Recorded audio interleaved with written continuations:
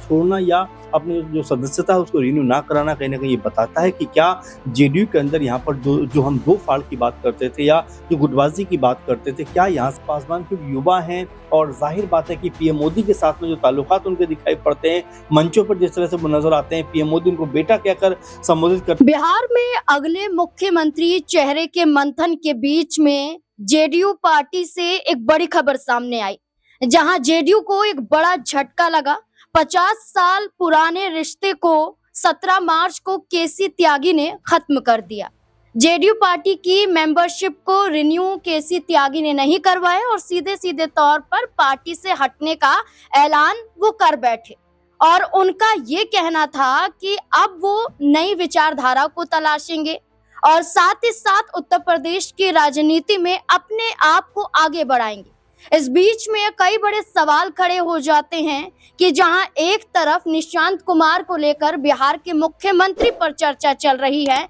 जहां भारतीय जनता पार्टी से सम्राट चौधरी का नाम बार बार दोहराया जा रहा है, जहां एनडीए के अन्य दल जैसे चिराग पासवान की पार्टी लोक जनशक्ति पार्टी रामविलास के जरिए बार बार चिराग पासवान को आगे किया जा रहा है कि बिहार का मुख्यमंत्री बनाइए, चिराग पासवान को बनाइए। तो वहीं इस बीच में इस इस्तीफे से नीतीश कुमार पर क्या असर पड़ेगा, बिहार में जेडीयू पर क्या असर पड़ता हुआ नजर आएगा, इससे ही जुड़े हुए तमाम सवाल हैं। जवाबों को खंगालने की कोशिश करेंगे। हमारे साथ हमारे वरिष्ठ सहयोगी अमन सर जुड़ चुके हैं। सर, बिहार में एक तरफ नीतीश कुमार के फैसले से ना तो जनता खुश है, ना जेडीयू खुद खुश है और ना ही नीतीश कुमार खुश नजर आ रहे हैं सांसद बनने का जो फैसला है। इस बीच में सीएम पद को लेकर भी चर्चा है कि आखिरकार इस पद को कौन संभालेगा, अगला कौन मुख्यमंत्री होगा। इस बीच में केसी त्यागी के इस्तीफे को किस तरीके से देखते हैं, क्या बड़ा नुकसान जेडीयू पार्टी को झेलना पड़ सकता है? देखिए नाज़मीन, बिहार में जिस तरह का माहौल देखने को मिल रहा है, जिस तरह की इस समय दिक्कतें खासकर जेडीयू पार्टी के अंदर नजर आती है, उसको देखते हुए यहाँ पर केसी त्यागी का पार्टी छोड़ना या अपनी जो सदस्यता है उसको रिन्यू ना कराना कहीं न कहीं ये बताता है कि क्या जेडीयू के अंदर यहाँ पर जो हम 2 फाड़ की बात करते थे या जो गुटबाज़ी की बात करते थे, क्या यहाँ से अब उसकी शुरुआत हो चुकी है। क्योंकि आप देख रहे हैं कि जिस तरह से निशांत को लगातार आगे बढ़ाया जा रहा है, आप देख रहे हैं कि जो नीतीश कुमार उनके साथ में नज़र आते हैं और नज़र आने का मतलब यही दिखाई पड़ता है कि क्या नीतीश कुमार भी उनको अब जो है अपने तौर तरीके से आगे बढ़ाना चाहते हैं। क्योंकि पहले भी वो ये बात कह चुके हैं कि भाई ये पापा की पार्टी है और पापा की पार्टी की तरह ही ये पार्टी आगे बढ़ती हुई दिखाई पड़ेगी। ललन सिंह ने इससे पहले यही कहा कि भाई ये नीतीश कुमार की पार्टी है। तो यहाँ पर क्या अब ये समझा जाए कि निशांत को आगे बढ़ाने की जो जिद अब दिखाई पड़ती है खासकर नीतीश कुमार के अंदर, क्या उसकी वजह से अब यहाँ पर जो बड़ी लीडरशिप है, क्योंकि केसी त्यागी एक बड़ा नाम जरूर जेडीयू के अंदर रहे हैं और क्या अब यहाँ से वो कुछ और नया करते हुए दिखाई पड़ेंगे, ये भी अपने आप में सवाल बन जाता है। क्योंकि खबरें यहाँ तक आ रही है कि वो उत्तर प्रदेश आ सकते हैं, उत्तर प्रदेश में वो एक तरीके से राजनीति की शुरुआत कर सकते हैं एक बार फिर से, क्योंकि इससे पहले भी राजनीति में रहे हैं उत्तर प्रदेश की। तो यहाँ पर बड़ा सवाल ये बन जाता है कि केसी त्यागी के हटने के बाद क्या जेडीयू में आपस में जो तनातनी का विषय बना हुआ है, क्या ये और ज्यादा मजबूत या कहें कि और बड़े स्तर पर दिखाई पड़ेगा। क्योंकि कहा तो ये भी जा रहा है कि जेडीयू का एक पूरे का पूरा कुनबा या एक वर्ग ऐसा है जो निशांत को इस तरह से आगे बढ़ाए जाने को लेकर कोई बहुत ज्यादा खुश नहीं। क्योंकि कई लोग ये भी कह रहे हैं कि भाई नीतीश कुमार को ही आगे बढ़ना चाहिए था या नीतीश कुमार को ही मुख्यमंत्री रहना चाहिए था। अगर वो अपने बेटे को आगे बढ़ाना चाहते थे तो उनको कोई पद दिला देते, किसी पद पर वो काम करते। लेकिन जिस तरह से खुद हटकर बेटे को आगे बढ़ा रहे हैं, ये पार्टी के लिए अच्छा नहीं है। और साथ में जो कार्यकर्ता पार्टी के लिए मेहनत करते हैं उनके भी इमोशन के साथ में खिलवाड़ है। क्योंकि आपने भी देखा तमाम सारे विजुअल कह सकते हैं, तमाम जो चीजें सामने आ रही थी कि भाई जो कार्यकर्ता हैं जेडीयू के वो ये बात कह रहे थे कि हमने घर घर जाकर नीतीश कुमार के लिए प्रचार प्रसार किया है और अब 3-4 महीने के अंदर ही आखिर ऐसा क्या हो गया कि नीतीश कुमार जो है वो पद छोड़कर जा रहे हैं। तो लोगों को कन्विंस जेडीयू नहीं कर पाए और इसी का खामियाजा हो सकता है आने वाले दिनों में जेडीयू को भुगतना पड़ जाए। और जब केसी त्यागी जैसे लोग पार्टी छोड़ते हैं, कहते हुए नजर आते हैं कि मैं रिन्यू नहीं कराऊंगा, तो ये आप मानकर चलिए कि पार्टी की जो स्थिरता अब तक रही है उसको बड़ा झटका लगता हुआ दिखाई पड़ रहा है। यूपी की राजनीति में जयंत चौधरी की पार्टी की भी चर्चा है कि वो उनकी पार्टी के साथ जुड़ सकते हैं, लेकिन इस इस्तीफे के साथ ये भी देखा जा रहा है कि वो जेडीयू से नाखुश नजर आए थे। उन्होंने अपने पोस्ट में बेशक नीतीश कुमार को लेकर सम्मानजनक शब्दों का इस्तेमाल किया और ये भी चर्चा की कि निराशा नहीं है, कोई भी आपत्ति नहीं है, ये उनका फैसला है और ये फैसला यूपी की राजनीति में जाने का है। लेकिन इस बीच में क्या लगता है कि अगर निशांत कुमार पर भी फैसला नहीं होता है कोई बड़ा, तो क्या जेडीयू में और भी बड़ी फूट हो सकती है? क्योंकि अभी एक इस्तीफा है, आने वाले वक्त में क्या हो सकता है? देखिए नाज़मीन, ज़ाहिर बात है कि जब पार्टी को आप विश्वास में नहीं लेते हो, लोगों को विश्वास में नहीं लेते हो, जब लोग जो है आपके फैसले के ऊपर ये बात कहते हैं कि भई हमें तो बताया नहीं गया, और देखिए ललन सिंह जैसे जब टॉप के लीडर इस बात को कहते हैं जेडीयू के अंदर कि भई हमें नहीं पता वो क्या करना चाह रहे हैं, ये पार्टी उनकी है, तो यानी कि आप ये मानकर चलिए कि क्या वो सलाह-मशवरा किसी से लिए बिना ही इस तरह के फैसला कर रहे हैं कि यहाँ पर निशांत को आगे बढ़ाना है, खुद राज्यसभा जाना है, मुख्यमंत्री पद पे नहीं रहना है, तो ये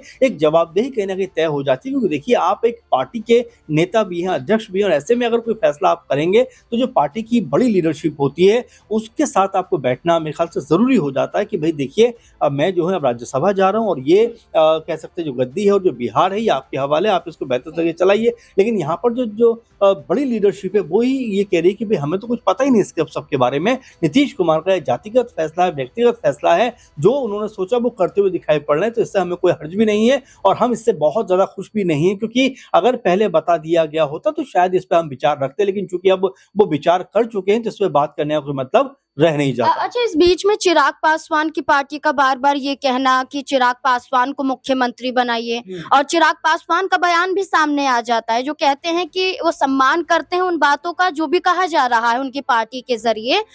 ये उनकी निजी राय है, पार्टी की राय है, लेकिन मैं एनडीए के साथ हूँ, मैं बिहार के साथ हूँ और मैं चाहता हूँ कि जो प्रधानमंत्री ने जिम्मेदारी दी है वो मैं बखूबी निभाऊं, क्योंकि मैं बिहार तो चाहता हूं लेकिन साथ ही साथ केंद्र में जो जिम्मेदारी है उसे भी निभाना चाहता हूं। लेकिन पार्टी की तरफ से चिराग को सीएम बनाने को लेकर जो बीजेपी पर दबाव बनाया जा रहा है, क्या इसी वजह से खींचतान चल रही है कि अभी तक चेहरा तय नहीं हो पाया? देखिए नाज़मीन, बिल्कुल इसमें आप ये समझिए कि चिराग पासवान जो हैं वो पहले भी इस बात को कह चुके हैं कि भाई मैं अपनी मिट्टी की सेवा करने आया हूँ, मातृभूमि की सेवा करने आया हूँ, अगर मुझे कोई बड़ी जिम्मेदारी मिलती है तो मैं उसको निभाता हुआ नजर आऊंगा। उनके जीजा जो हैं अरुण भारती, वो भी कुछ ऐसे ही शब्दों का इस्तेमाल करते हैं और चिराग पासवान को सबसे बेहतर विकल्प बताते हैं। तो जाहिर बात है कि आप ये मानकर चलिए कि जो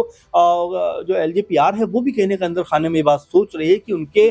दल के नेता को या चिराग पासवान को एक जिम्मेदारी जरूर दी जाए। बिहार में मुख्यमंत्री पद की जो पोस्ट खाली हुई है और उसमें चिराग पासवान क्योंकि युवा हैं और जाहिर बात है कि पीएम मोदी के साथ में जो ताल्लुकात उनके दिखाई पड़ते हैं, मंचों पर जिस तरह से वो नजर आते हैं, पीएम मोदी उनको बेटा कहकर संबोधित करते हुए दिखाई पड़ते हैं, तो ये तमाम जो चीजें हैं, तमाम जो बातें, उसको देखकर ये लगता भी है कि क्या बीजेपी यहाँ इस बार कोई बड़ा दांव खेलती हुई दिखाई पड़ सकती है, क्या चिराग पासवान के सर पे ये ताज रखते हुए जो नजर आ सकती है। लेकिन ये इतना आसान नहीं होने वाला है, क्योंकि बीजेपी खुद इस बात को लेकर उत्साहित है कि भाई अगर मौका मिल रहा है तो उनकी पार्टी के अंदर जो नेता हैं, जो दावेदार हैं, उनको यहाँ पर मौका मिलना चाहिए। और यही वजह है कि अभी तक इसके ऊपर कोई भी पुष्टि नहीं हो पा रही कि कब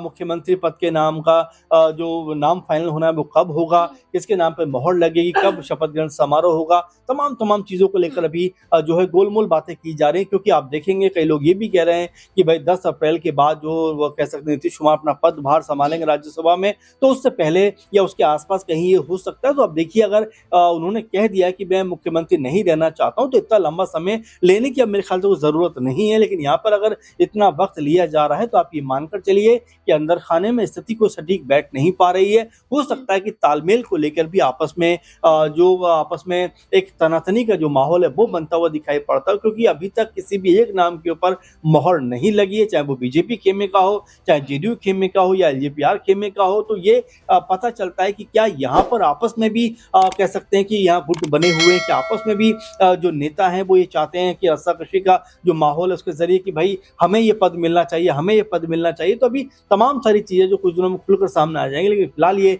जरूर कहा जा सकता है कि मुख्यमंत्री का चेहरा चुनना एनडीए ग्रुप के लिए या एनडीए कुनबे के लिए इतना आसान नहीं होने बिल्कुल वाला। आसान तो नजर नहीं आ रहा है, क्योंकि जब नीतीश कुमार ने फैसला किया कि अब बिहार के सीएम नहीं रहेंगे तो जेडीयू दफ्तर के बाहर समर्थकों का विरोध प्रदर्शन देखने को मिला। निशांत के समर्थन में तो नजर आए, खामोशी तो पसरी, लेकिन साफ तौर पर इतना ही कहना था कि अगर चाहिए तो नीतीश के बाद निशांत, वरना कोई नहीं। अब देखना होगा कि इस बीच में केसी त्यागी के इस्तीफे के बाद क्या और बड़ा असर जेडीयू पर पड़ सकता है और सीएम चेहरे को लेकर आखिरकार कब तक होगा फैसला, और क्या निशांत कुमार पर मोहर लगेगी या फिर नहीं। अगर ऐसा नहीं होता है तब क्या होगा एनडीए में, ये एक बड़ा सवाल है। इस सवाल के जवाब में आपकी क्या राय हो सकती है, अपनी राय कमेंट सेक्शन में जरूर दें। देखते रहे SPN9 न्यूज। धन्यवाद।